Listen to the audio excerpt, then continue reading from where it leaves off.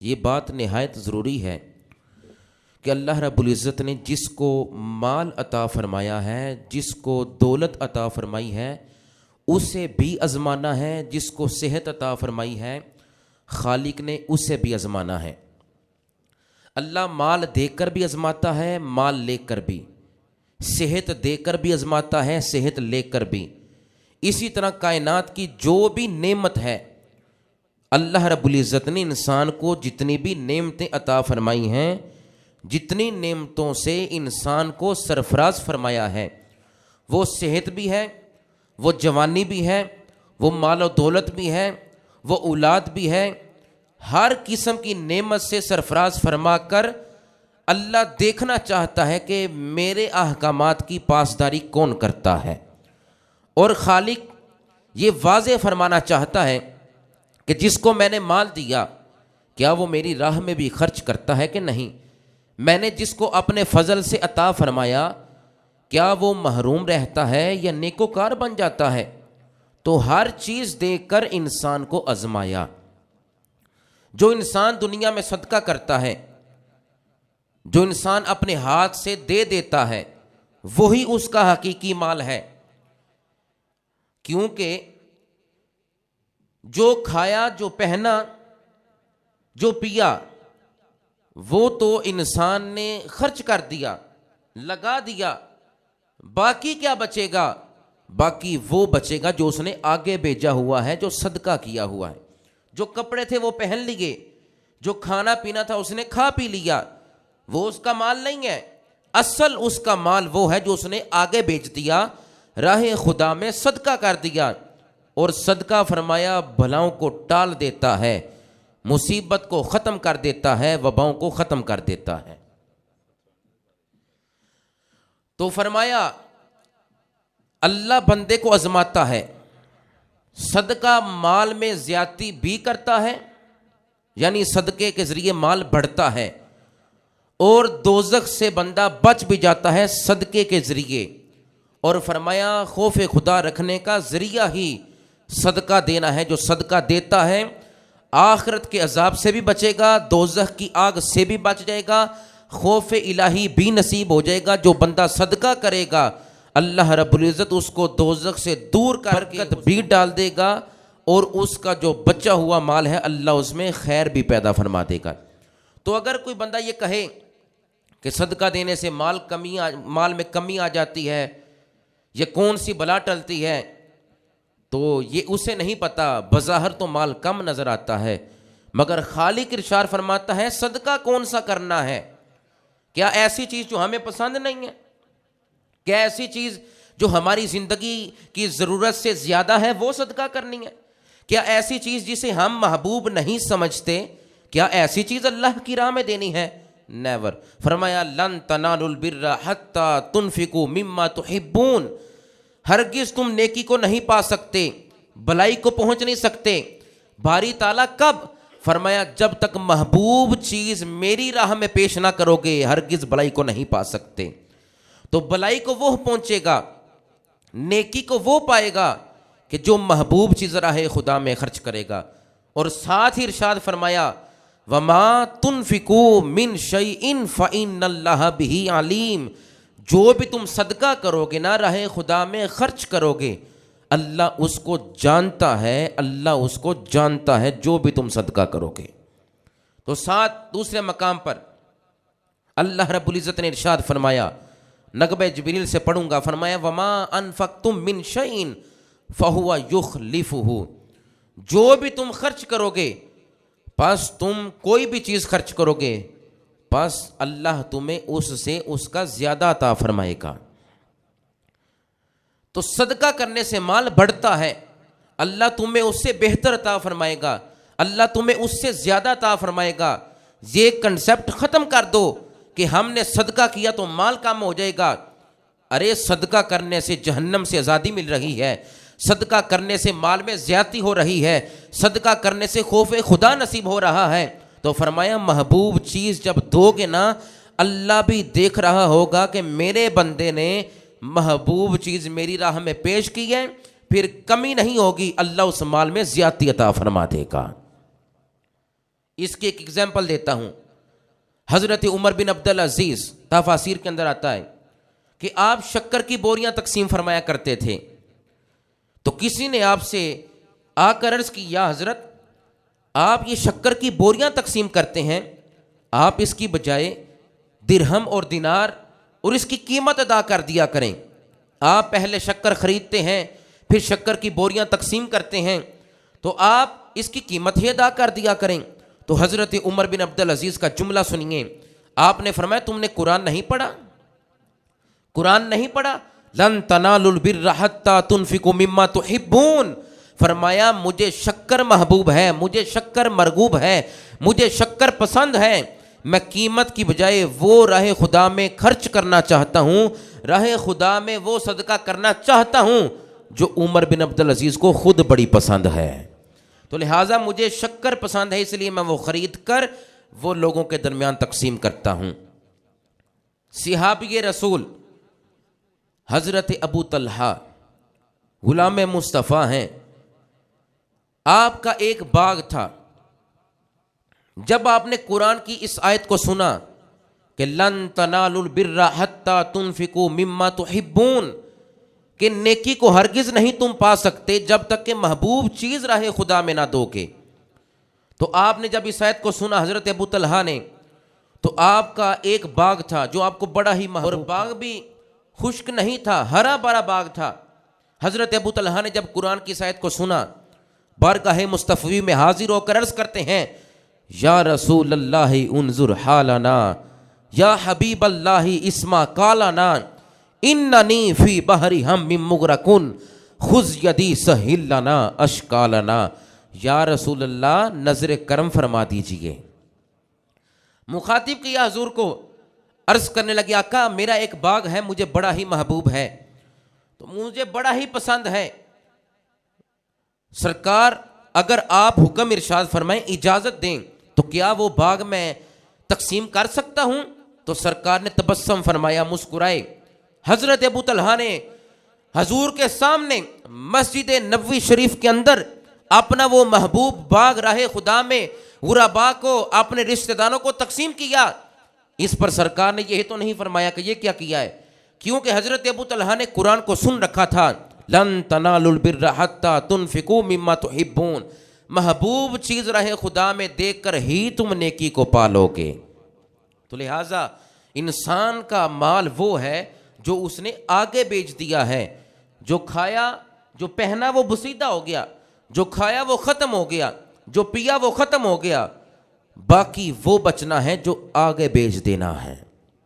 تو فرمایا اگر تم جو بھی خرچ کرو گے بھلائی کے ساتھ, نیکی کے ساتھ, مستحسن عمل یہ ہے کہ تم جو بھی خرچ کرو اپنی محبوب چیز اللہ کی بارگاہ میں خرچ کرو. صدقہ کرنا ہے تو محبوب, اپنے سے زائد چیز نہیں جو اپنے آپ کو ناگوار گزرتی ہے, اپنے آپ کو پسند نہیں ہے, ناپسند چیز نہیں دینی. اللہ رب العزت تمہیں اس راستے سے گزار کر تمہارا ہی مال پاک کرے گا, اس راستے سے گزار کر تمہارے ہی مال میں اضافہ فرمائے گا. جو چاہتے ہیں مال میں اضافہ ہو جائے, مال ستھرا ہو جائے, وہ اللہ کی راہ میں محبوب چیز دیں, صدقہ نافلہ بھی ادا کریں, صدقہ واجبہ بھی ادا کرے, اللہ مال کو بھی ستھرا کر دے گا اور مال میں زیادتی بھی عطا فرما دے گا. تو لہٰذا قرآن کے بعد احادیث کی طرف رجوع کرتا ہوں. حضور اکرم مونی سے دل شکستگاں, راحت عاشقان, رہبر راہ سالکان نے کیا ارشاد فرمایا. حضور ارشاد فرماتے ہیں الصدقۃ تسد 70 بابا من السوء. فرمایا اے میرے غلاموں سنو, جو صدقہ ہے نا, صدقہ وہ برائی کے 70 دروازوں کو بند کر دیتا ہے. تسد بند کر دیتا ہے, 70 بابن 70 دروازوں کو برائی کے. کون؟ الصدقہ. صدقہ کرنا برائی کے 70 دروازوں کو بند کرتا ہے. دوسری حدیث مبارکہ سماعت کیجیے. حضور اکرم مونی سے دل شکستگان, راحت عاشقان, رہبر راہ سالکان نے ارشاد فرمایا ہر شخص قیامت کے روز اپنے صدقے کے سائے میں ہوگا ہر بندہ جس نے جو صدقہ کیا ہوگا وہ اس کے سائے میں بروز قیامت ہوگا۔ فرمایا یہاں تک کہ لوگوں کے درمیان حساب کر دیا جائے گا۔ تو حساب و کتاب کے روز جب ہر بندہ اپنے پسینے میں شرابور ہوگا، ہر بندہ کوئی نہ کوئی راستہ آسرا تلاش کر رہا ہوگا، اس وقت وہ صدقہ اس کو گرمی دوزخ سے بچائے گا، دوزخ کی گرمی سے بچائے گا، حشر کی گرمی سے بچائے گا۔ وہ صدقہ کرنا، وہ مال جب کوئی قریب نہ ہوگا، ماں بیٹی سے دور، باپ بیٹے سے دور، دوست دوست سے دور ہو جائے گا، بروز قیامت محشر کے میدان میں حضور ارشاد فرماتے ہیں کہ قیامت کے روز صدقہ کرنے والا اپنے صدقے کے سائے میں ہوگا۔ تو لہٰذا محبوب چیز اللہ کی بارگاہ میں پیش کرنے سے مال بھی زیادہ ہوتا ہے اور مال ستھرا بھی ہو جاتا ہے۔ تیسری حدیث مبارکہ سماعت کیجیے۔ فرمایا صدقہ کرنا بندے کو قبر کی گرمی سے بھی بچاتا ہے۔ فرمایا محبوب چیز اللہ کی راہ میں پیش کرنا، یہی انسان کا مقصد حیات ہونا چاہیے، کہ کیونکہ قرآن اعلان فرماتا ہے لن تنالوا البر حتی تنفقوا مما تحبون، تب تک تم نیکی کو نہیں پہنچ سکتے، بھلائی کو نہیں پہنچ سکتے۔ یا اللہ کب تک؟ فرمایا جب تک جو دل کو چیز محبوب لگتی ہے وہ اللہ کی راہ میں جب تک پیش نہیں کرو گے، وہ تب تک تم نیکی کو نہیں پا سکتے۔ بندے کو اولاد بھی پیاری ہوتی ہے، اولاد سے پیار ہوتا ہے، بندے کو مال سے پیار ہوتا ہے، بندے کو وطن سے پیار ہوتا ہے، بندے کو اپنی جان سے پیار ہوتا ہے۔ جان سے پیار ہے تو جہاد کرنا شروع کر دو، محبوب چیز اللہ کی راہ میں پیش کرو۔ اولاد سے پیار ہے، وقت ضرورت جہاد کے وقت اولاد کو میدان عمل میں لے آؤ۔ اس سے کیا ہوگا؟ صدقہ کرنے سے، محبوب چیز راہ خدا میں پیش کرنے سے کمی نہیں آئے گی، اللہ زیادتی عطا فرما دے گا اور محشر کی گرمی سے اللہ بچائے گا۔ تیسرا فرمایا بندے کو اپنے مال سے پیار ہوتا ہے، اپنی دولت سے پیار ہوتا ہے جو اس نے اکٹھی کی ہوتی ہے، مگر فرمایا جو کھایا، جو پہنا، ختم ہو گیا، فنا ہو گیا، بچنا وہ ہے جو تم نے آگے بھیج دینا ہے۔ اور چوتھا فرمایا بندے کو اپنے وطن سے پیار ہوتا ہے، چھوڑنے کو دل نہیں کرتا، اپنے وطن کے باسیوں سے پیار ہوتا ہے، تو وطن قربان کرنا یہی افضل صدقہ ہے، یہی افضل ہے، یہی اعلیٰ ہے کہ محبوب چیز راہ خدا میں پیش کرو۔ مال بندے کو محبوب ہوتا ہے، جان محبوب ہوتی ہے، اولاد محبوب ہوتی ہے، وطن محبوب ہوتا ہے۔ وقت آنے پر جب بندہ ان چیزوں کو قربان کر دیتا ہے، اللہ اس جہان کی خوشیاں بھی عطا فرما دیتا ہے، اگلے جہان کی خوشیاں بھی عطا فرما دیتا ہے۔ تو اگر بندہ اولاد سے پیار کرے تو راہ خدا میں خرچ نہ کرے، مال سے پیار کرے تو اس کو اپنے پاس سنبھال کر رکھے، تو نہ مال ستھرا ہوگا، نہ مال میں زیادتی ہوگی۔ اگر مال کو بڑھانا چاہتے ہو، پاک کرنا چاہتے ہو، اس میں زیادتی چاہتے ہو، محشر کی گرمی سے بچنا چاہتے ہیں ہم، تو کیا کرنا ہوگا؟ محبوب چیز راہ خدا میں پیش کرنا ہوگی۔ وہ اولاد کی صورت میں بھی ہے کہ دین کے لیے اپنی اولادوں کو نکالو۔ طلب العلم فریضۃ علی کل مسلم او مسلمہ او کما قال علیہ السلام، کہ علم حاصل کرنا ہر مسلمان مرد ہو یا عورت اس پر فرض ہے۔ آج ہمارا دھیان ہی نہیں، مدارس ویران ہیں، مساجد ویران ہو رہی ہیں، کیونکہ ہم نے اپنی اولادوں کو محدود کر لیا۔ اگر اولادوں کو دین کے لیے نکالا ہوتا تو آج ہمارے حالات یہ نہ ہوتے، کبھی بھی کوئی گھرانہ زوال کا شکار نہ ہوتا۔ اگر اولاد کو دین کی طرف بھیجا ہوتا تو پھر کیا ہونا تھا؟ اس کے راہ ہدایت پر، صراط مستقیم پر نکلنے کی وجہ سے اللہ نے اس پر بھی کرم کرنا تھا، اس کے ماں باپ پر بھی کرم فرما دینا تھا۔ تو مال، اولاد، جان اور وطن، ان سے پیار ہے تو پھر جب وقت کی ضرورت ہو، وقت درپیش ہو، تو ان چیزوں کو قربان کرنا ہی بندہ راہ ہدایت کو پائے گا، صراط مستقیم کو پائے گا۔ اگر سنبھال کر رکھو گے تو کچھ فائدہ نہیں ہوگا۔ تو فرمایا ہر شخص بروز قیامت اپنے صدقے کے سائے میں ہوگا، اس کو صدقہ بچائے گا محشر کی گرمی سے۔ آگے جسے پاک سماعت کیجئے۔ فرمایا ہم نماز پڑھتے ہیں، ہم روزہ رکھتے ہیں، اب اعمال صالحہ کرتے ہیں. فرمایا سنو میرے غلاموں، نماز ایمان کی دلیل ہے. نماز ایمان کی دلیل ہے. نماز ایمان کی دلیل ہے. جب بندہ نماز پڑھتا ہے تو لوگ سمجھتے ہیں یہ مومن، اور مومن کی نشانی بھی یہ ہوتی ہے کہ وہ اللہ کے احکامات کی پاسداری کرتا ہے، نماز پنجگانہ کو ادا کرتا ہے. من ترک الصلاۃ متعمدا فقد کفر، جس نے جان بوجھ کر ایک نماز چھوڑی تحقیق اس نے انکار کیا. تو جان بوجھ کر نماز چھوڑے تو جہنم کے دروازے پر نامہ بھی لکھا جاتا ہے. اس لیے فرمایا گیا نماز ایمان کی دلیل ہے، مومن ہونے کی دلیل ہے کہ بندہ نمازی ہے. تو فرمایا دنیا سے چلا جائے، جو مسجد آتا جاتا تھا دنیا سے چلا جائے، تو فرمایا بعد میں اچھی گواہی دے دینا، اس کے ایمان کی گواہی دے دینا. کیوں؟ کہ تم نے اس کو مسجد آتے جاتے دیکھا تھا، وہ نمازی تھا. تو اس لیے فرمایا نماز جو ہے وہ ایمان کی دلیل ہے کہ یہ بندہ مومن ہے. دوسرا فرمایا روزہ گناہوں سے ڈال ہے.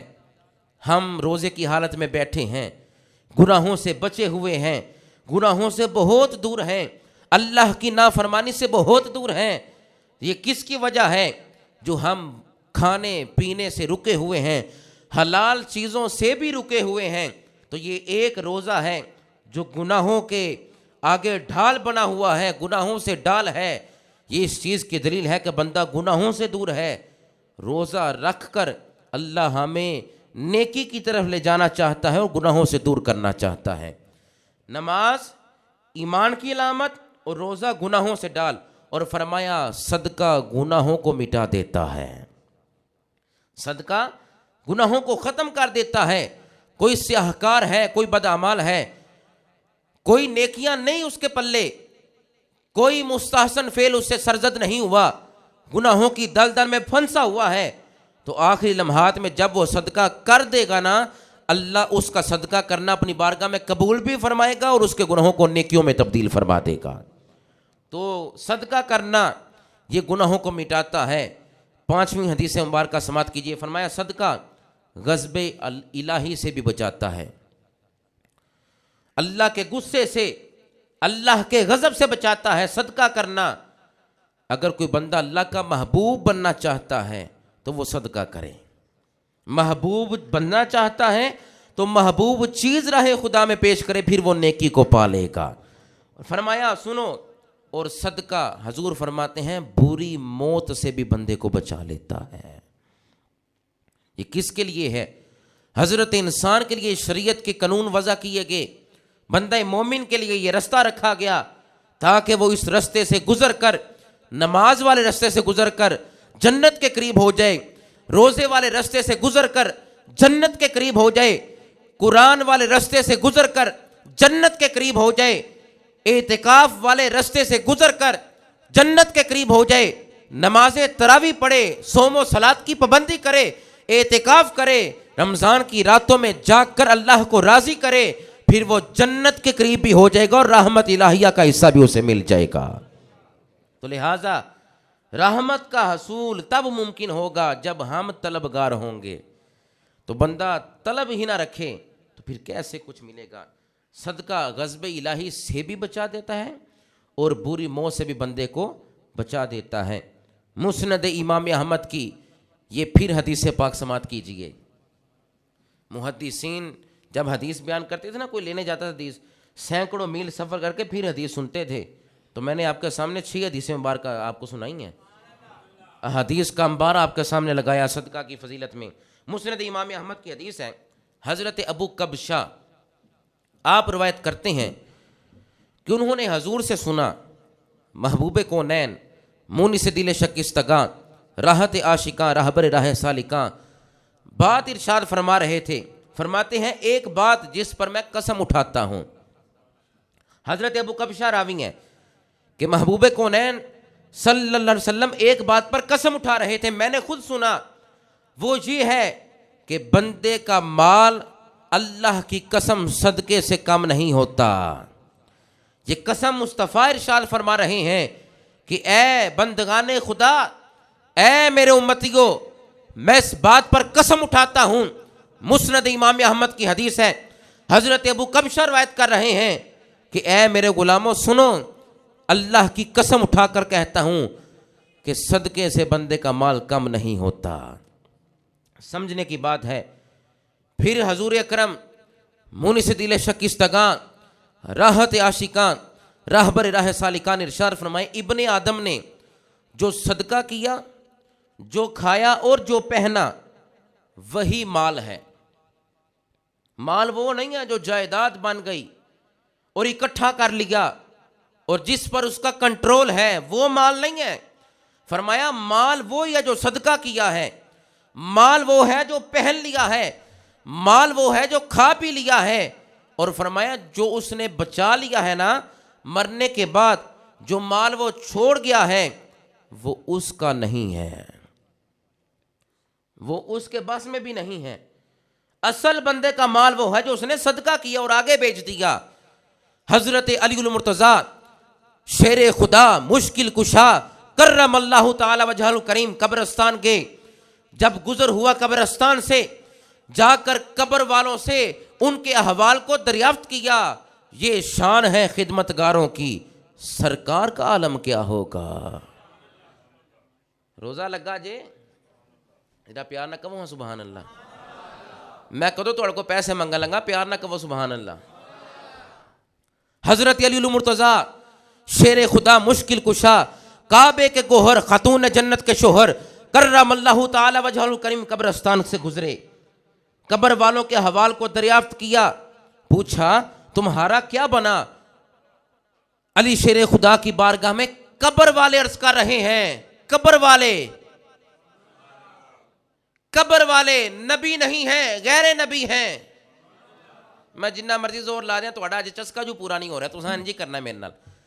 حضرت علی المرتضیٰ شیر خدا رضی اللہ تعالیٰ عنہ قبرستان جا کر ان سے دریافت کرتے ہیں قبر والوں سے کہ ما فعل اللہ بکا، اللہ نے آپ کے ساتھ کیا معاملہ کیا، کیا سلوک ہوا؟ علی شیر خدا کی اتنے فرمان پر وہ عرض کرنے لگے، اے علی شیر خدا، اعمال ہی ہمارے کام آئے ہیں اور صدقہ ہی ہمارے کام آیا ہے۔ اور انہوں نے عرض کیا، اے علی شیر خدا آپ ارشاد فرمائیں کہ ہمارے پچھلوں کا حال کیا ہے، ہماری جو ازواج تھیں ان کی حالت، ہمارے مال و متاع، ہمارے بچے۔ فرمایا سنو، تمہاری جائیداد تمہارے بچوں میں تقسیم ہو چکی ہے۔ تمہارے پچھلوں کی حالت یہ ہے کہ تمہارا جو صدقہ کرنا تھا وہی تمہارے کام آیا، جو مال تم چھوڑ کر آئے تھے وہ تقسیم بھی ہو چکا، اور تمہاری بیویوں نے نئے شوہر کر لیے ہیں، ان کی نئی شادی ہوگی، تو لہٰذا مال وہی ہے جو اللہ کی راہ میں قربان کر دیا ہے۔ فرمایا ابن آدم نے جو صدقہ کیا، جو کھایا، جو پہنا، وہ مال ہے، جو باقی چھوڑ دیا وہ اس کا مال نہیں ہے۔ تو لہٰذا انسان ساری زندگی اکٹھا کرتا ہے، جمع کرتا ہے کہ میری اولاد کے کام آئے گا، ہونا چاہیے، مگر اتنا تو کر دو کہ انہیں بھی یہ اویئرنس ہو کہ ہم نے راہ خدا میں بھی خرچ کرنا ہے، بعد میں لڑائی کا سبب نہ بنے، بعد میں جنگ و جدال اور قتال کا سبب نہ بن جائے وہ مال۔ ایک مال ہے، نبی علیہ السلام مونس دل شکستگان، راحت عاشقاں، راہبر راہ سالکاں نے ارشاد فرمایا لکل امت فتنۃ و فتنۃ امتی المال، ہر امت کے اندر کوئی نہ کوئی فتنہ موجود تھا، اور میرے غلاموں سنو، میری امت کا فتنہ وہ مال ہے، مال۔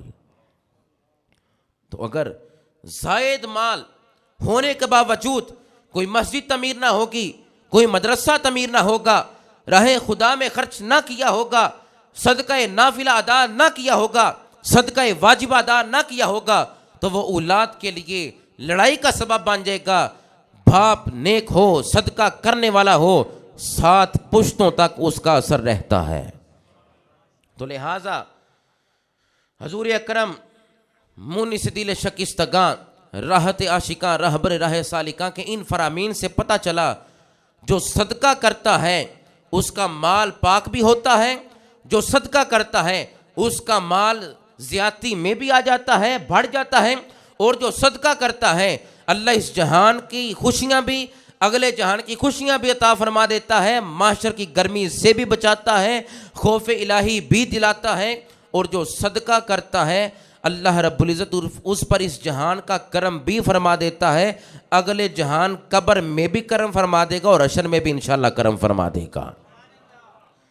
حضرت ضحاک آپ روایت فرماتے ہیں، آپ فرماتے ہیں کہ جنت کے دروازے پر 3 باتیں لکھی ہیں، جنت کے دروازے پر 3 باتیں لکھی ہیں۔ کون فرما رہے ہیں؟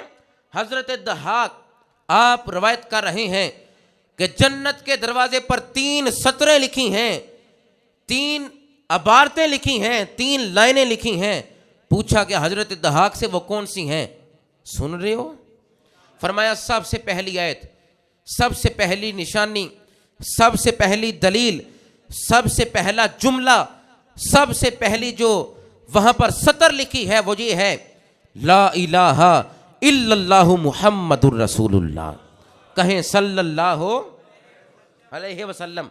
حضرت ضحاک فرماتے ہیں پہلی سطر لکھی ہے کلمہ شریف لا الہ الا اللہ محمد الرسول اللہ صلی اللہ علیہ وسلم۔ دوسری سطر لکھی ہے کہ لوگ گناہگار ہیں، رب کائنات بڑا ہی بخشنہار ہے، لوگ گناہگار ہیں، رب کریم بڑا ہی ستار اور غفار ہے۔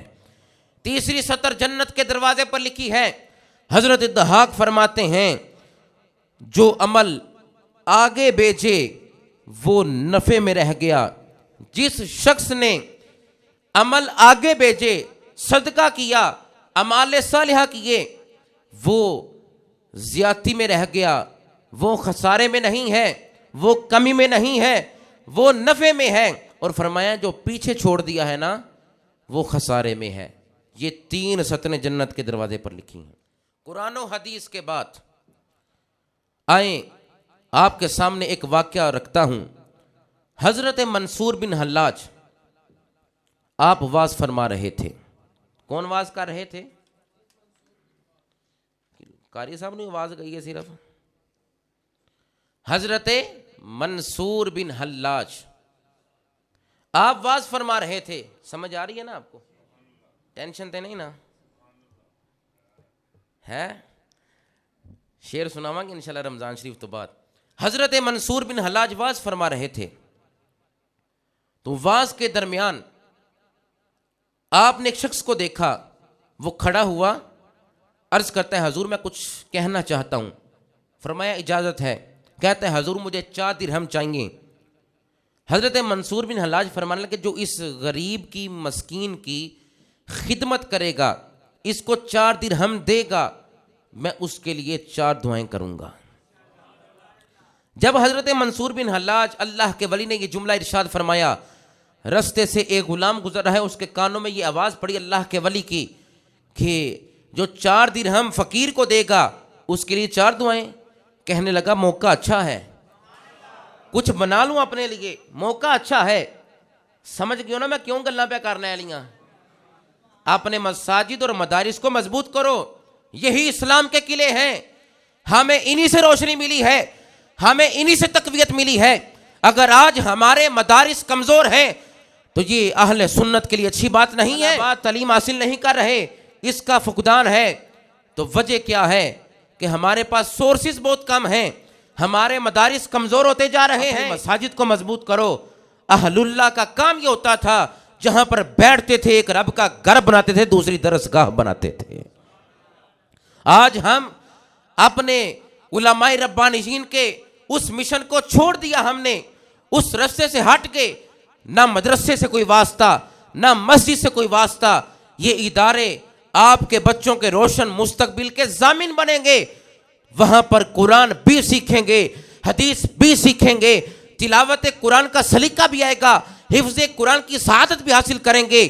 ایک مدرسے سے طالب علم نکلتا ہے، وہ پھر گلی گلی، کوچا کوچا، بستی بستی مصطفیٰ کے دین کا کام کرتا ہے۔ اگر مدرسہ ہی نہ ہوتا، استاذ ہی نہ ہوتے، سورسز ہی نہ ہوتے، تو بتاؤ یہ دین کی آبشاری کیسے ہونی تھی؟ یہ دین کا فقدان آج اسی لیے ہے، ہم نے مساجد اور مدارس کا تحفظ کرنا چھوڑ دیا ہے۔ ہمارے اسلاف کا یہ کام تھا، جہاں پر بیٹھتے تھے ایک اللہ کے گھر کی تعمیر کرتے تھے، دوسرا نسل کو بچا کر اس دین کی اشاعت کر کے ان کا ظاہر بھی پاک کر دیتے تھے، ان کا باطن بھی پاک فرما دیتے تھے۔ دیکھیں طریقہ اسلام کا مطالعہ کیجئے. حضرت داتا گنج بخش گجویری جہاں پر بیٹھے مسجد بنائی, جہاں پر بیٹھے لوگوں کو سکھایا. حضرت بابا فرید الدین گنج شکر آپ جہاں پر بیٹھے مسجد بنائی, ساتھ مدرسہ بنایا. پیر جماعت علی شاہ صاحب میرے پیر و مرشد سید ظفر اقبال شاہ صاحب میرے پیر و مرشد ہیں, جہاں پر بیٹھے ساتھ مسجد اور مدرسہ بنایا. جتنے بھی علماء ربانیین پیران عظام کو دیکھ لیں, کیلے والے شریف دیکھ لیں, جتنے بھی آستانے ہیں شلک پور شریف دیکھ لیں, پیران عظام اولیاء کاملین جہاں پر بھی بیٹھے ہیں ایک رب کے گھر کی تعمیر کی ہے, اور دوسرا وہاں پر بیٹھ کر اللہ کا قرآن بھی سکھلایا ہے, مصطفیٰ کی حدیث بھی سکھلائی ہے. جب تک ہم اپنے سلاف کے راستے پر رہیں گے ہم کامیاب اور کامران رہیں گے. جب تک ہم مدارس کو آباد کریں گے ہماری نسل بچتی جائے گی. اگر مدارس کو آباد نہ کیا, انگریز کی سازش سے, انگریز کی کوشش سے ہمارے مدرسے کمزور ہو گئے ہیں. ہمارے چیپٹر کمپلیٹ ہونے کے قریب ہی تھے کہ ہمارے مضمون کو چینج کر دیا گیا, زندگی کی روش کو تبدیل کر دیا گیا. آج مدارس اور مساجد مضبوط تب ہوں گے جب انہیں اچھے معاونین نصیب ہوں گے.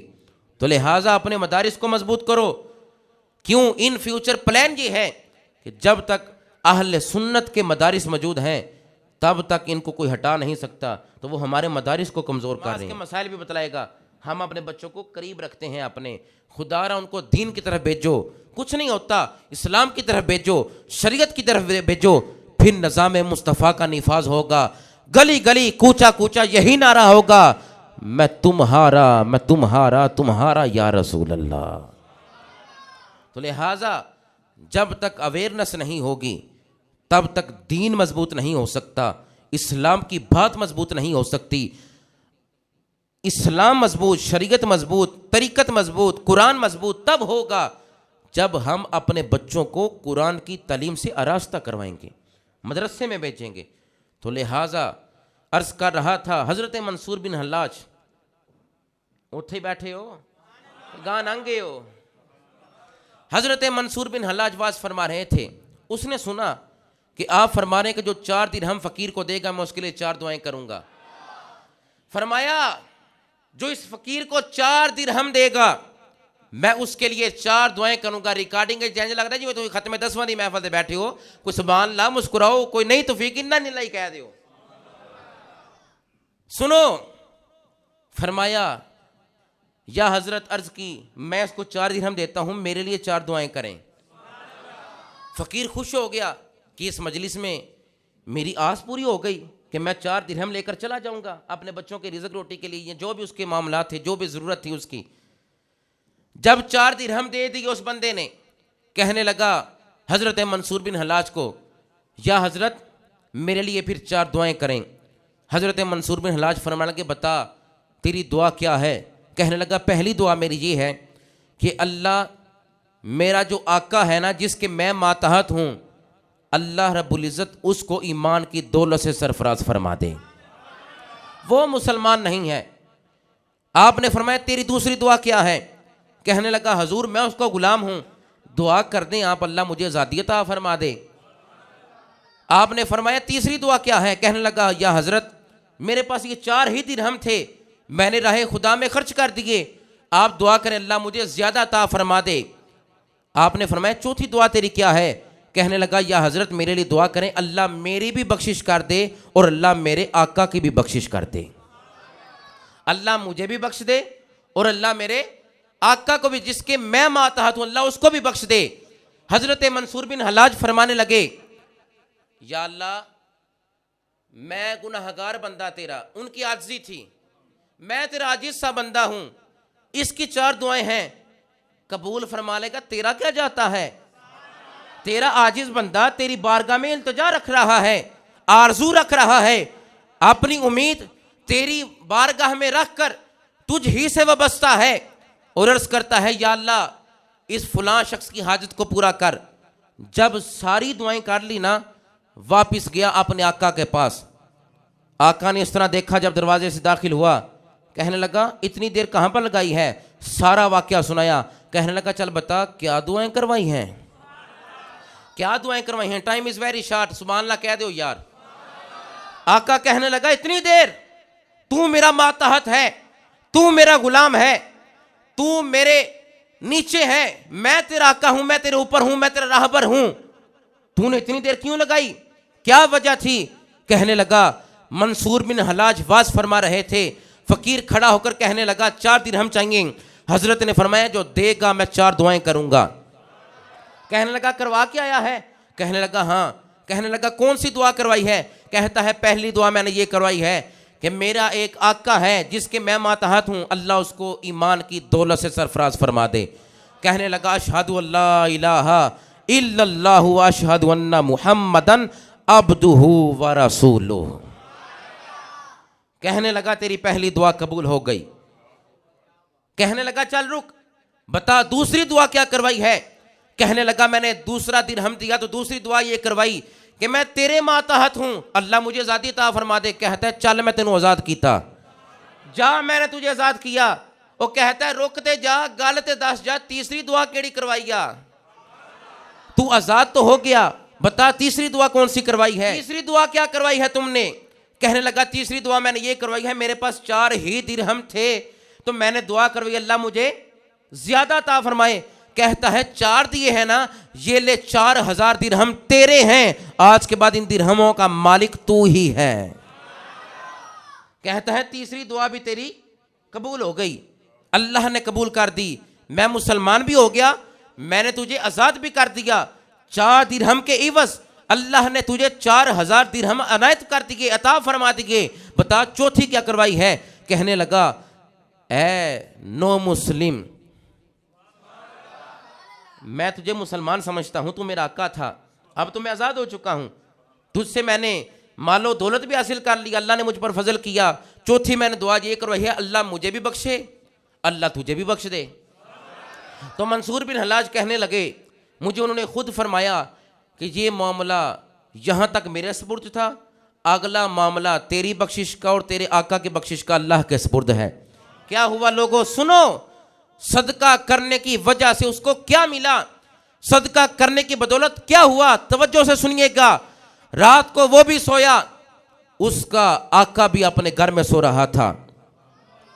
منصور بن حلاج کے مجمع کے اندر کھڑے ہو کر جس نے 4 درہم دیے تھے, جب وہ اپنے آقا کے پاس پہنچا تھا, انعامات حاصل کر لیے تھے, گھر جا کر سویا, بستر پر لیٹا, خواب کیا آئی ہے, ہاتف سے آواز آئی, غیب سے آواز آئی, اللہ نے تجھے بھی بخشا, تیرے آقا کو بھی بخشا, اللہ نے منصور بن حلاج کو بھی بخشا, اور جتنے سماعت کر رہے تھے اللہ نے تیرے صدقے کی وجہ سے سب کی بخشش فرما دی ہے. اب سنیے, وقت مختصر. فرمایا محبوب چیز اللہ کی راہ میں پیش کرو. کون سی چیز؟ دھوکھا کر رہے ہو, میری کڑی تے ٹائم پورا ہو گیا تو تسی ہن جی جان کے پیچھے کیتی ہے. محبوب چیز صحیح ہے, صبح درس ویلے تے خراب ہو گئی سی تواڈی. محبوب چیز اللہ کی راہ میں پیش کرو, کیونکہ لن تنالوا البر حتی تنفقوا مما تحبون. فرمایا محبوب چیز اللہ کی راہ میں پیش کرو گے پھر نیکی کو پاؤ گے. خوش بیٹھے ہو؟ سمجھ آ رہی جے؟ باہر والے ہو؟ اللہ تواڈے تے بھی کرم فرمائے, ہے تے دور ہو جی دل دے قریب ہو میرے. سنو, حضور اکرم مونی سے دل شکستگاں راحت عاشقاں کے فرامین سے ہمیں یہ پتہ چلا کہ صدقہ اتنی افضل عبادت ہے کہ نماز تب قبول ہونی ہے جب بندہ زکوٰۃ دے گا, صدقہ واجبہ. یہ صدقہ نافلہ کی بات کر رہا ہوں کیونکہ اللہ نے فرمایا اقیموا الصلاۃ وآتوا الزکوٰۃ. تو مومن وہ ہوتا ہے جو دونوں پر عمل کرے, اپنی مرضی تو نہ چلائے. نماز پڑھ لی زکوٰۃ نہ دی تو یہ کنسیپٹ اسلام کے اندر نہیں ہے, شریعت کے اندر نہیں ہے. یہ تصورات کی دنیا میں یہ نہیں ہے کہ بندہ صرف نماز پڑھ لے اور زکوٰۃ نہ دے, اور صرف زکوٰۃ دے لے تو نماز نہ پڑھے. اس سے مومن کی شان نہیں ہے. مومن وہ ہوتا ہے کہ خدا نے جو بھی حکم فرما دیا مومن اس کو پورا کرتا ہے. فرمایا جو 5 چیزوں سے اپنے ہاتھ کو روک لیتا ہے اللہ بھی پھر 5 چیزوں سے رک جاتا ہے. سبحان اللہ نہیں کہتے, یہاں پر کہتے ہیں اللہ اکبر استغفر اللہ. جو 5 چیزوں سے اپنا ہاتھ روکتا ہے نا, پھر اللہ بھی 5 چیزیں اسے روک لیتا ہے۔